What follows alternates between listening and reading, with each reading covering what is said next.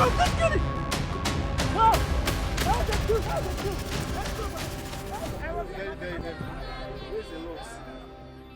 of Ibaraki are still one of the Egba hunters who still live in the rainforest of Abeokuta. Their main source of livelihood is farming and hunting. They use their guns, machete, traps, and their dogs to hunt bush animals to provide protein for the family.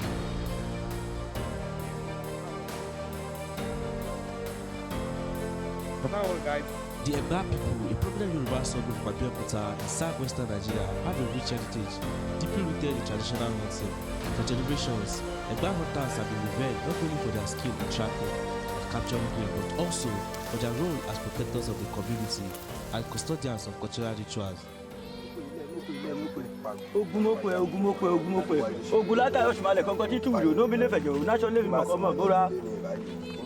Koruko do tiru to do teru.